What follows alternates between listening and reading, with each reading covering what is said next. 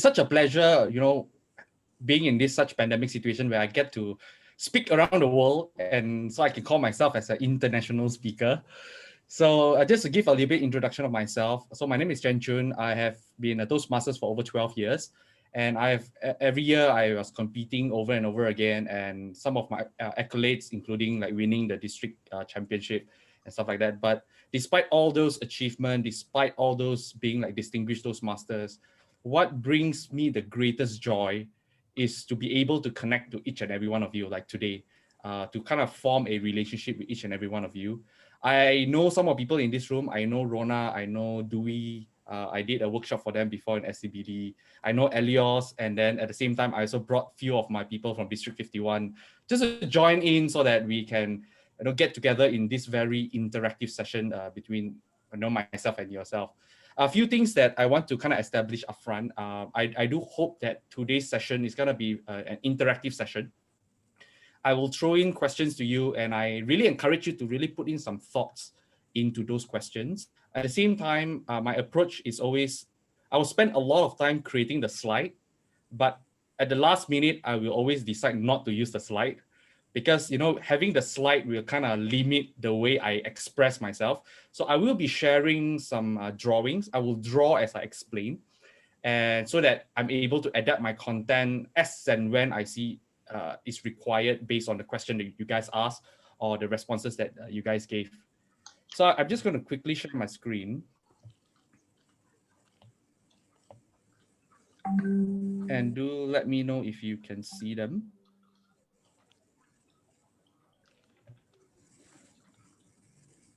Can you see? Okay, so this is kind of like my canvas. I'm going to draw out things so that you're able to understand some of the things that I do when it comes to speech crafting. Of course, these things is a combination of different content from different experts. So I don't own any copyright to all of these content. Feel free to take them. Feel free to share them. Feel free to use them. Pick those things that works for you. If certain things that you feel could be better based on your style, again, you don't have to follow my approach. So I'm very humble in that sense.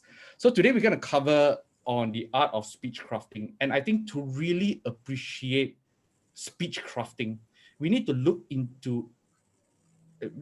deep into the whole audience psychology. Because if you understand audience psychology, you're able to craft a speech that really hit the mark. And I'm going to go into the very basic fundamental of how we communicate and what are the challenges when it comes to communicate. And based on that, how can we craft a speech to mitigate those challenges?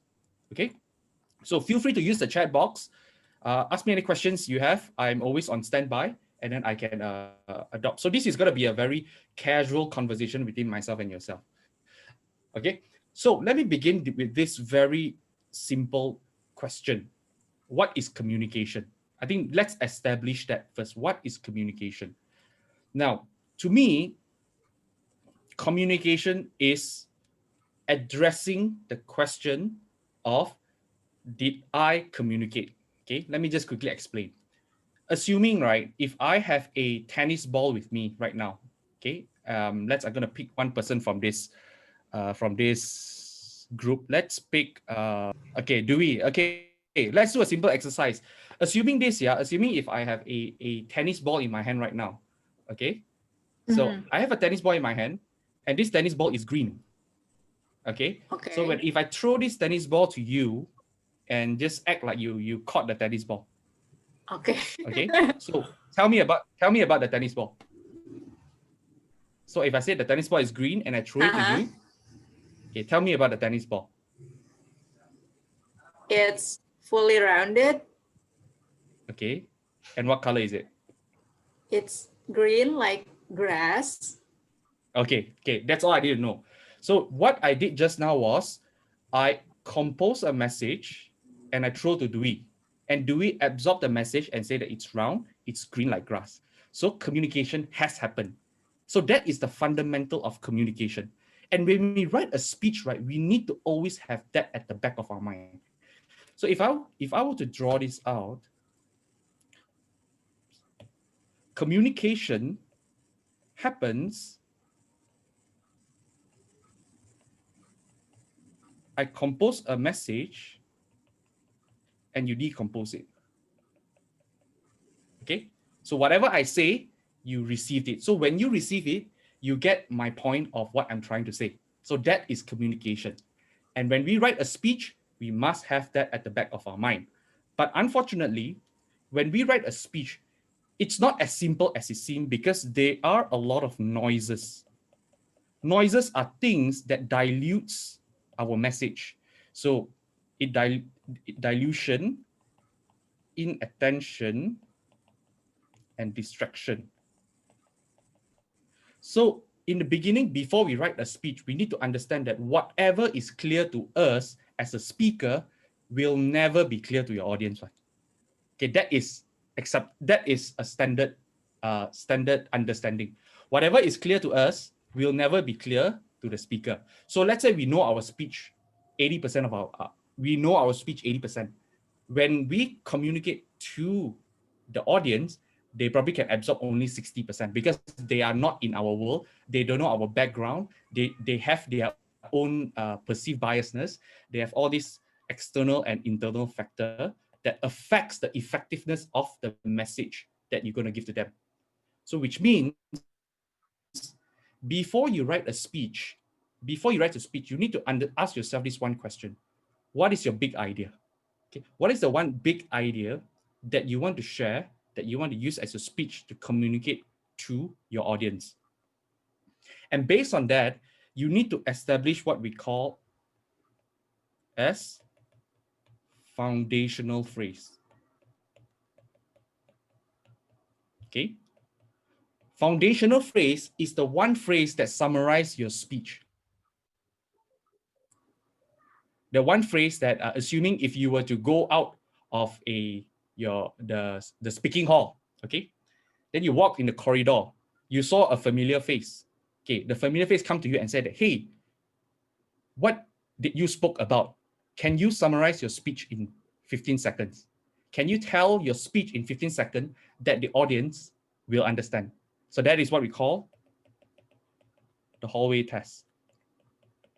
Okay, now I want you guys to kind of think of a speech that you want to give, or a speech that you have given before in your past meeting, or you are going to give in the next meeting. If you were to walk out of your room right now and somebody asks you, what are you going to talk about? Are you able to say it out in 15 seconds or less? So that is your first step that you have to establish when it comes to speech crafting. That one line that establish what your speech about. Some example of foundational phrase that I can think of. What got you here won't get you there. So the speaker spoke about the successes that you get today will not determine the successes you get tomorrow. So that is a foundational phrase. Okay. Another foundational phrase is your dreams is not for sale. So like you speak about a dream and then somebody offer you a lot of money to not go for your dream, and then that could be your foundational phrase. So what is the one phrase that you have to remember as you write the speech? And because that would act as a barometer on your speech. So remember what I spoke just now, whatever is clear to you will never be as clear to your audience. So if you yourself are not clear with your foundational phrase, you are not able to convince the audience to want to know what you're going to talk about. And your foundational phrase has to be repeated over and over again in your speech. Okay, any questions so far? I'm just going on the more conceptual. Later we put all the pieces together and then you get to understand how all this uh, will be put in your speech writing process. You see, I think a lot of mistake a lot of people make when it comes to writing a speech is they write a speech this way, So every time they have an idea that they want to write a speech, so they start writing their speech. It's a very linear way of writing. And what happens when people write speech this way? After a while, when they're out of idea, they start to force feed a certain things that doesn't fall into the foundational phrase. So the beginning of your speech, you have to establish the foundational phrase first. So my proposal that has worked for me is, instead of writing in a linear way, you start to group your speech into few sections, and then you put in a point in each of these sections, and you start to grow the points this way, instead of linear. So we are currently right now building the pieces for you to do this approach. And the first thing is your foundational phrase. Foundational phrase is a compass in which whenever you write the speech, you always fall back to the foundational phrase. If I add this content, does it add on to my foundational phrase or does it deviate from my foundational phrase? If it deviates from your foundational phrase, then you try not to put too much of such content. So that is the first step. Now that you have the foundational phrase, what is the second step? The second step is what we call the speech direction.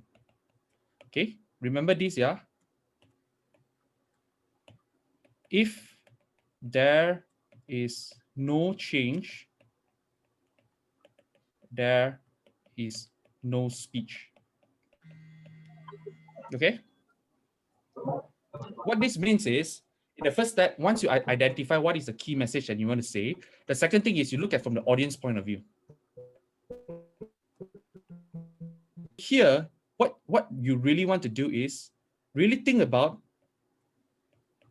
think, feel, and act. What is your audience thinking right now? What is your audience feeling right now? And how is your audience acting right now? After listening to your speech, you establish what you want the audience to think later, what you want the audience to feel later after listening to your speech, and how you want the audience to act later. Okay?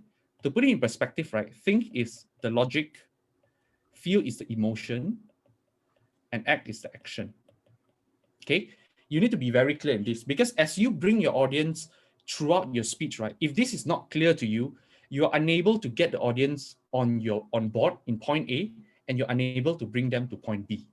Okay, remember I spoke about this. So essentially, point A is here, point B is here, and you want to bring them through here using the foundational, okay, anchor. Okay, so these are the different pieces as you develop your speech.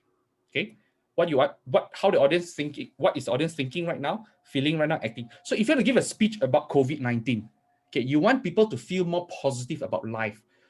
Then you want to establish, okay, what is the audience currently thinking? What is the audience currently feeling? Is it fear? How are they acting? Are they very restricting themselves? Are they afraid to take risk? Okay, after listening to your speech, through your foundational phrase, how will they think? More optimistic. How would they feel more comfortable with change? And how will they act? Which is take more risk, learn more skills. So you need to be very clear in that. Because all this will be used in the next step, which is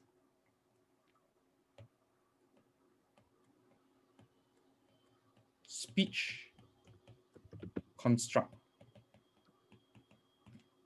Okay, so now let's put all these pieces together in terms of speech writing. Yeah, remember I spoke about this style. Okay, now we will go into this style so that you don't fall back into the trap of writing like this, because you write like this, it's going to be very difficult for you to form a speech. Okay, let's go to the speech construct. In terms of speech construct, the first thing you want to do is, okay, this is your opening. Yeah, this is your opening. You need the audience to acknowledge where they are right now. Here, in other words, here's the orientation to the point A. Every time in the beginning of your speech, you want to engage them, capture attention, and make them realize that they are in point A. Because if they don't realize they are in point A, if you look back at this, all these things will happen. Right? They'll be distracted because they don't even acknowledge the problem. And how can you sell them your speech when they don't even know their problem? So they will be easily distracted. They will lose attention. Okay, so opening, what typically I do for opening is try to have a question that is almost impossible for them to say no, or what I call the no-brainer question. Okay, no-brainer question are, ladies and gentlemen, isn't it true that in life we are often faced with changes? Isn't it true that when these changes comes in, fear will engulf into us and restrict us from doing the things that we love to do? Okay, so that is orientation of point A. So in your opening, you need to establish the point early. Okay, a lot of speakers, they go up and then they talk a lot of flowery language, but when the audience, they listen, right, they are not sucked into the speech. So which is why this exercise is important. Okay, this exercise is important because once you know this, it's easier for you to craft the opening ready. Okay, in other words, here is kind of like opening the can. Okay, so that is the opening. Now, your body has three components. First, second, third. Okay.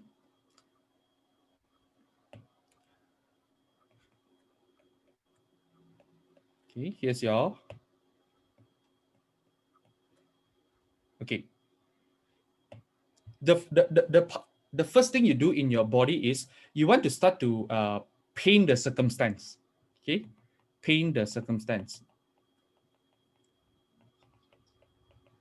Because right, when you open the can and they get sucked into your speech, then you want to start to describe where you are.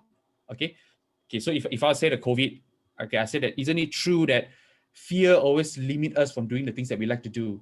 Okay. So once you start opening it, then your first body, you want to say that there I was sitting down on the sofa with nowhere to go, right? With no one to talk to and nowhere to go. So you want to start to paint the circumstances. And here, typically, kind of paint the picture of, what are the circumstances that you are feeling and all those things. In the second part of your body, typically what I like to do is to make the switch. Okay, I think in the previous educational session, Yogesh did share a little bit about conflict, right? He did share about the guru shouldn't be you, right? The person who solves shouldn't be you. So something is happened here when it climax and resolve. Okay, so that is the second part of the body. Okay, so if you notice, I have point A here, and then here, I'm driving towards my point B already. Okay, I'm driving towards my point B. Okay, so in the second part of the body, try to have an incident or a moment that changes the way you behave. Okay, this is where the switch happened. And then in point 3, what happens is, what you want to do is to drive it home. Okay, so here is when you have made the switch already. You have made the transition to the new you, who is also somebody who is moving towards point B. Okay, so from somebody who is very fearful of change to somebody who accepts change. And then when you want to drive it home, you start to say things like, ever since I make that decision, so and so contacted me. I've got a new job. I started a new business. I found a new wife or whatever. So then you kind of drive it home to drive what exactly that you learn and what benefit you get out of it. Okay. In the conclusion, this is where you turn an I focus speech story into a you focused message. Okay, so this is the part where you start to change the dynamics of your speech to the audience. Okay, remember here, you have opened the can here. You have opened the can here. Here is where you close the can. Okay, so in the beginning, you capture the audience attention. Isn't it true that fear can limit you? Then towards the end, ladies and gentlemen, what about you? Is fear holding you back? The next time when you face fear, remember, then you bring in the guru. Remember this advice, because at the end of the day, then you start to drive the benefit. So typically, this is how a speech would typically flow. Okay. So at this point, do you have any question while I try to? So that's very important. If you don't establish the change early, right, you're writing a speech trying to vomit out content that you think is cool. Like, hey, I heard about this. I feel it's very interesting. I need to put this in my speech. But again, it goes back to the foundational anchor. Is it aligned with the foundational anchor? Okay. How to translate figurative words that makes us somehow focus on the setting and the situation into a proper gesture. Wow, this one sounds like rocket science. I think there are a few parts to this. Okay, whenever we want to describe something, right, try to use more of a you focus type of question than a you focus statement than an I focus statement. So for instance, instead of saying I was at the sofa sitting down staring at the blank space thinking what should I do over the weekend. Now when we do that, yes, you are telling a scene, but if you change it to a you focus, right, you can say something like, if you were with me on the beautiful Sunday, sitting beside me, looking at me, staring at the screen, you will realize the many questions I had in my mind. You see, people will buy into a speech that they help create. Okay? People will buy the speech they help create. So instead of me telling you the circumstances, I want you to paint my circumstances on my behalf. Yeah, so that is how it works. Thank you for the clarity on making a speech. Do you have any tips on how to build rapport to the audience in the first time delivering a speech? Thank you. Okay, the next question is, when we have an impromptu speech, how can we craft the foundational phrase quickly, adjusting to the audience? Should we have the speeches bank, or maybe there are other things? Okay, let me take the first question first. Okay, so this one is on building rapport with your audience. Okay, here's a tip when it comes to building rapport with your audience. Yeah, whenever you guys want to build rapport with the audience, it's very important for you to know this. Many speakers, a lot of mistake they make is the opening, the questions that they have are very long.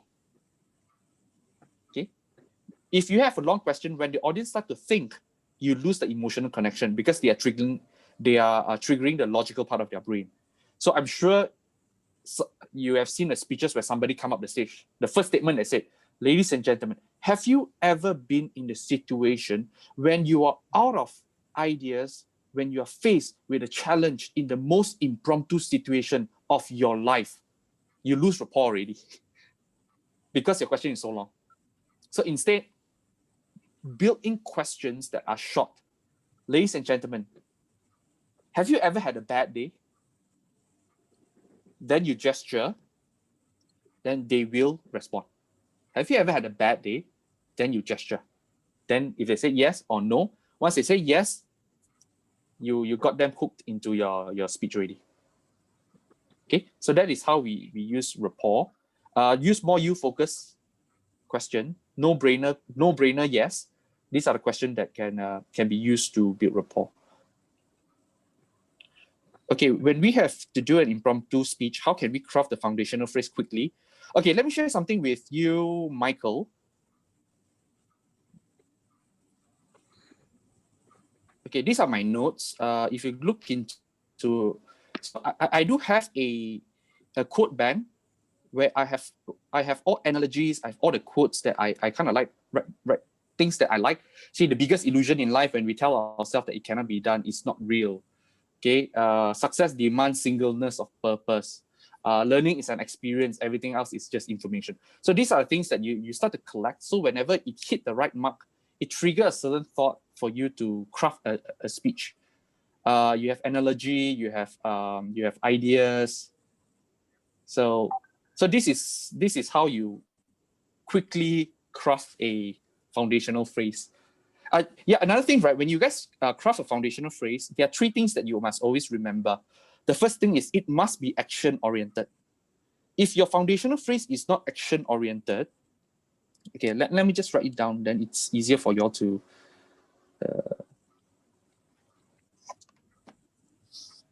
Okay.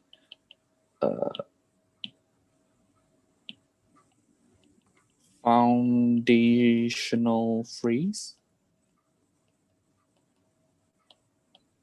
Action-oriented. Okay, I'll explain later. If can, less than 10 words. Last one is, sorry, audience focus. Yeah, audience focus. Okay, audience focus. Okay, imagine this, right? Imagine a speech with the foundational phrase of the benefits of exercising. Okay, when you hear this, right, it's not something that I can use it and tell other people what to do. So that is not an action-oriented. But if I have things like your dreams is not for sale, it's very action-oriented one. It's like your dream is not for sale. So if your foundational phrase is action-oriented, it's very easy for your audience to tell others what your speech is about. Okay. Toastmasters John gave a speech about if you don't burn for your dreams will burn away. That is a foundational phrase. Okay. Less than 10 words because we want it to be catchy and easier to remember. If you guys want, you can check out this book called Speak Like Lincoln, Stand Like Churchill. Okay, so they have a principle called SCREAM, where it's simile, contrast, rhyme, echo, alliteration, metaphor. If you look at Danajaya's speech, I see something. If you had a chance, look into his semi-final speech, where the foundational phrase is, if you don't burn for your dreams will burn away. Metaphor, alliteration, echo, rhyme, contrast. It hits everything. Then people remember. Okay? What you drive doesn't determine what drives you. Metaphor, drive, alliteration, to a certain extent, rhyme, contrast, echo. You see, foundational phrase, you need to craft them nicely because that becomes an enabler on how people will sell your speech. And okay, audience focus meaning it's not informative, it's not narrative, it's something that the audience can, wow, it's something that can benefit me. Okay. Can I share a tip with you guys when it comes to speech writing? This is very important. If you understand this concept, how you write a speech totally changes, which is this. Okay, this is a very important point. If you can remember this, really, people will respect you. A speech is driven by audience reaction. Okay, now let me explain this. Every word you say in your speech will trigger a certain response in your audience. Whether is it passive, whether is it active, it will trigger something in them. So you need to write your speech with that lens. Okay, this is how you do it. Yeah, this is a secret that I do all the time. I mean, imagine this is your paper. You split the paper into half. Action, reaction. Okay, remember the few components that I have just now? Every part of this component will respond to a certain audience reaction. And you need to always be in control of the audience reaction. Okay, let me give you an example. In my speech, okay, maybe I can share my link later. I had a speech called Wow. Okay, the speech Wow is a speech where I went up the stage and I performed a piece of magic. And the audience kind of felt the magic. And then towards the end, right, my message was, it is okay not to know certain things, but you just have to embrace the experience. So I use magic to create the experience to them. And I tell my story. And then at the end, I do the magic again. And I say that if you forget everything I say, I hope you remember this experience. And then I repeat the magic again. So everything I do is triggered to a certain reaction. So in my speech, my first line was, ladies and gentlemen, do you want to see a trick? Okay, so that is my action. So in the audience reaction, they will say, yes. And then let's say I perform my magic, and then they will, wow. And then I will say, wow. So every sentence that I say will trigger something in the audience. If the audience stop asking question, then you lost them already. Okay, Dana Jaya's speech, you all know, right? I see something. Okay, so he started his speech. You and I are not very different from this flower. The audience reaction, why flower? What about the flower? Just like this, you and I are not very different from this flower. Just like this flower is something like you special, you are special. All of us have something special in us. And then you see every word he said will trigger a thought. Right? They say something, will trigger something. Say something, trigger something. Say something, trigger something. So you need to craft your sentences in a way that the audience have the chance to react. Okay? You and I are not very different from this flower, just like this flower is. Yeah, I can't remember the speech really. Okay, thank you for the tips, DTM Chen Choon. However, I often find it difficult to close a speech at least as powerful as the opening, since I have gone through two crucial parts, opening and body. Perhaps you can offer a new perspective how to see the closing part so that we can utilize a chance to magnify the impact. Just like this flower is unique, you are unique. All of us have something special that makes us as beautiful. Do you know what makes you special? So every time he say, thanks for reminders one, there's always a response. Okay, I want to take on this question by Dewey. It's a very good point. So this is one of the things that you guys can do. The second thing you guys can do can totally change the way you write your speech is what I call the river. The river is a very powerful way for you to put in seeds within your speech so that you can end it holistically. Okay, so the next big idea that you all can take away from this, okay, build the river that flows to your conclusion. Okay, so when you write a speech, when you write your speech, right? Let's say this is your speech, right? When you write your speech, okay, you want to subtly put in certain signals for the river to flow. And then in your conclusion, you can say just like A, B, C. Then you can conclude very powerful. Sorry, Michael, can you just let me know how much time I have? I'm rushing things through. Let me know how much time I have, then I can show my speech if I have the time.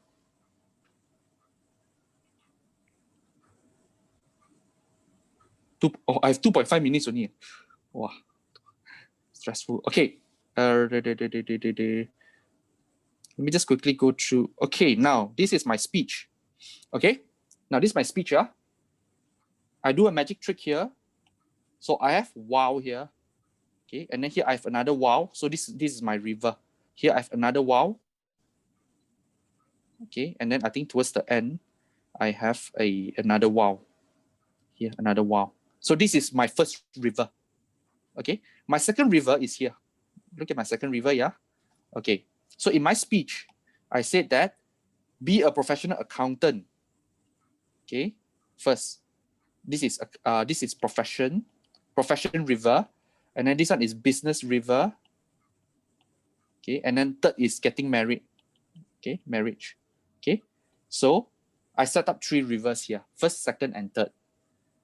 Accountant will flow here. Okay, see here, business, second river. So this is my accountant. And then last one is my wife. So my second river already. So this is the business. This is my accountant. This is my marriage. Okay. Even at this part, I also have some okay, see, do you want to see a trick? Do you want to see a trick? Another river. So towards the end, I kind of can bring all this together. Okay. Ever since the end. So this is my conclusion, yeah? Conclusion. So here, ever since my encounter with Alex, I've done this, I've done this, I've done this. And these 3, I'm able to say these 3 things because I have planted the river here already. 1, 2, 3. Okay, so to answer Dewey, when you write your speech, right, you need to consciously put in signals. You realize a lot of, even Yogesh said it in his educational session previously. He said, repeat the anchor, keep repeating. Okay, do you all know Ryan Avery? Trust is a must. Look into his speech. Identify what are the rivers. His speech has a river. Dana Jaya, I see something in you. I see something in you. I see something in you. There's another river. So when you write your speech, you need to consciously plan out your river so that at the conclusion is where your river will flow to the sea. Okay. I just want to quickly summarize. I don't have much time already. So sorry about. I know I just a lot of things to share, and sorry if I'm a bit too fast. But I just want to kind of give you a quick summary. Then I can end the session, and then we'll see. I maybe can log on to Zoom later. You guys can ask me more questions if you guys want.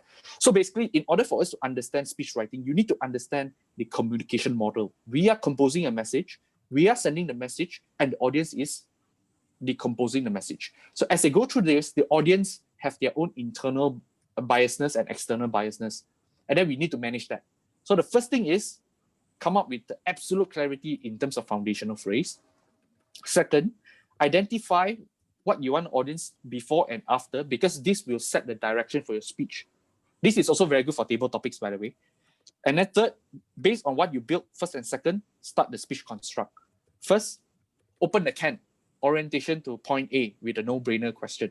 In your body, paint your circumstance. Then second part of your body, make the switch, the conflict. And lastly, after the change, what was the benefit? Drive it home. And then what about you? Change to you-focused message. Then you can craft your speech ready. So here are some guide for foundational phrase. And then how you write your speech. Split your page into two. Every word you write must trigger a certain reaction, whether the audience thinking something, asking question, raising up their hands, confused, but they must do something. And then lastly is subtly put in the different components so that at the end, you're able to summarize it. You just pick it and then it's charged by, it's emotionally charged, and then you bring it out and then you use it as a conclusion. Okay? Wow, I never talked so fast in my life before. Okay, so I think that's the end of my session. I know it's a bit technical, but this is my style. If you guys want to learn more, then we are able. Let's see if I can just set up a very quick Zoom session later. I'll share the link, and then we can hop on to another call after this meeting. Okay, so with that, I want to hand back to the Toastmasters of the Tom for today.